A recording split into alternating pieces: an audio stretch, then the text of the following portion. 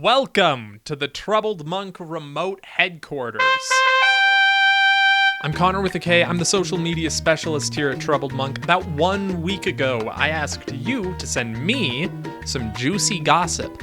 And boy howdy did you ever. Some truly intimate details ended up in the Troubled Monk inbox. Today we're going to read some of those juicy gossip submissions, and one person is going home with their very own 2 packs of Troubled Monk beer. But first, today's video is brought to you by Juicy Gossip, the very beer that I named this contest after.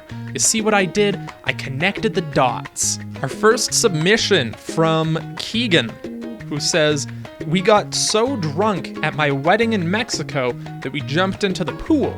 My brother pretended to be the hotel security guard to scare us out. Cute, kitschy, it's fun, I dig it. I'm sorry that your wedding was so fun that you got in trouble with security that was actually just your family. Brothers fight, right?" Brant submitted, "I had a friend that would always make fun of my love for the pesky pig, and would constantly say how I drank pig pee. Well, one night out at your fine establishment, every time he would go out for a smoke, I would switch his golden gates with a pesky pig.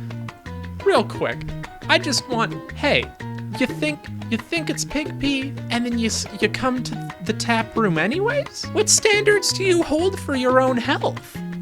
Every time he would go out for a smoke, I would switch his golden gates with pesky pig. All he said all night was how great the beer was tasting. To this day, he still bugs me and doesn't know how much he enjoyed the pesky pig himself. Only one other person knows about this, and it was our mutual friend at the table." Here's my question to you then.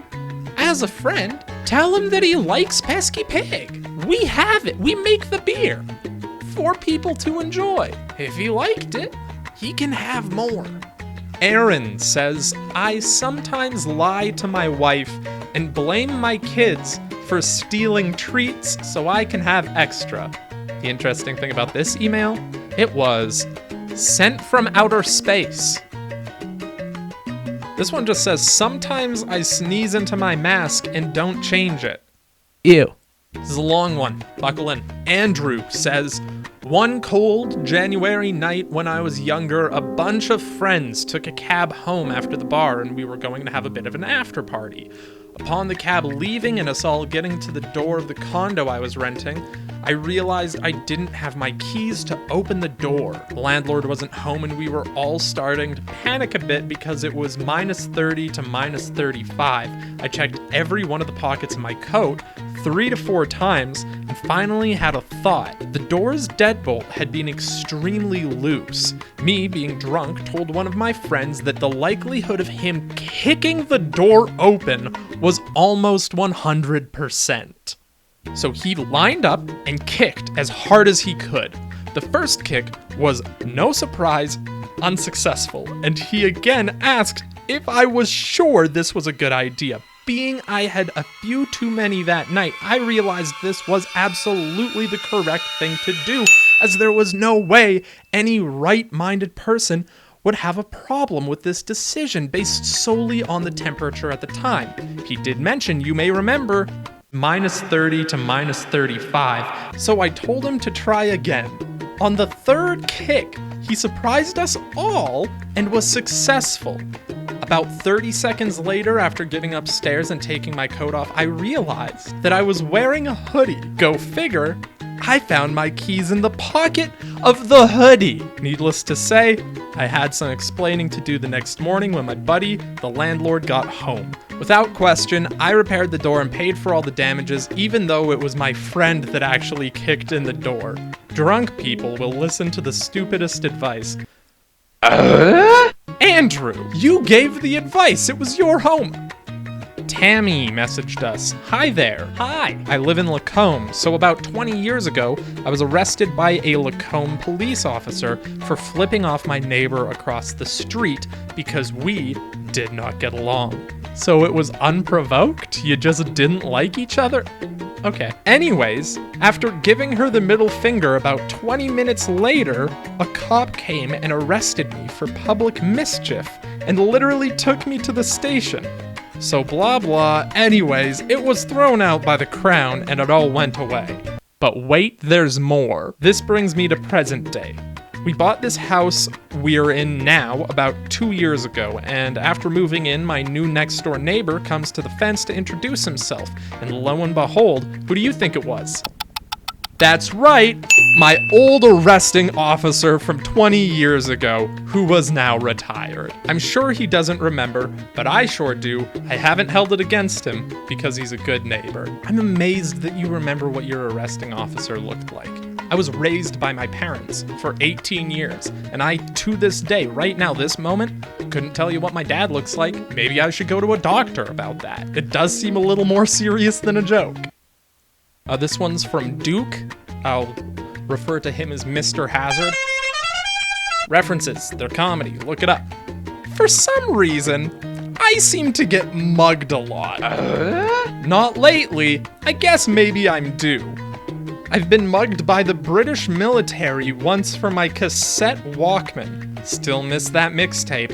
Hey, here's my question. What's your definition of mugging? When you say you got mugged by the British military, was it just the entire military lining up to beat on you like, ugh? Another time I got mugged by a guy on rollerblades that randomly punched me in the face and kept going without looking back. Not a mugging, I guess. He didn't take anything except for my dignity. That's fair, and I'm sorry for you, Mr. Hazard, but only hooligans ride on rollerblades. Look for that on future Troubled Monk merch. Stupid. Got this one from Mr. January. One time, I left the bar before my girlfriend. I had maybe one drink too many. Noticing any common themes?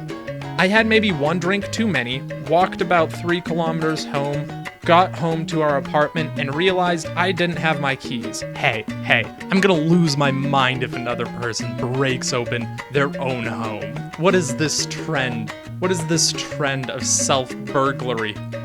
I passed out in the lobby of our apartment building, which was about 30 degrees Celsius, and was woken by a police officer. Apparently, the difference in temperature from outside to inside upset my stomach, and I may have vomited in the lobby. Ew.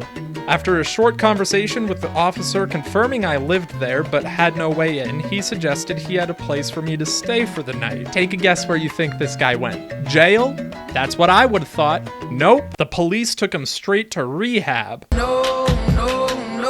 We also got this one, which was truly nameless. We'll call this person Bart. Bart says, at the age of 31, I learned for the first time that my father had been married to another woman before my mother. Along with that discovery, I learned that he'd had 4 daughters with that woman as well. Both my parents had gone to great lengths to keep all of this a secret, so much so, they'd isolated me and my siblings from anyone else from either side of the family.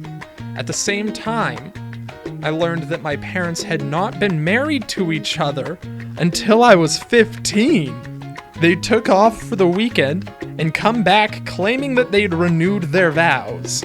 Icing on the cake, my father had always claimed to be an ex-Marine Corps sergeant who fought in Vietnam. This was something we, as his family, all understood to be true. I bet it's not. Upon the day of his funeral, we discovered that he had in fact never completed basic training, was never a sergeant, and certainly never went to Vietnam. So I was right. Sorry, that's probably not one to brag about. And finally, our winner of 2 free packs of beer from Troubled Monk. Drumroll, please. Madison says, you didn't hear it from me, but I heard that Madison was trail running, and the risky boiled egg that she had for lunch hit her hard. She even had to sacrifice a trusted sock friend to save her. How embarrassing. XOXO. Gossip Squirrel. Congratulations, Madison. You lost a sock, and in return, you earned 2 packs of beer. And thank you for watching. If you enjoyed this video, be sure to spread it around. Let's get this rumor mill going. And if you have juicy gossip of your own, you can still submit it. Send us an email, community@troubledmonk.com. Just put juicy gossip as the subject line, and who knows, maybe we'll do another one of these videos in the future, and maybe you'll go home with a couple of packs of beer in exchange for your deepest, darkest secrets. Bye!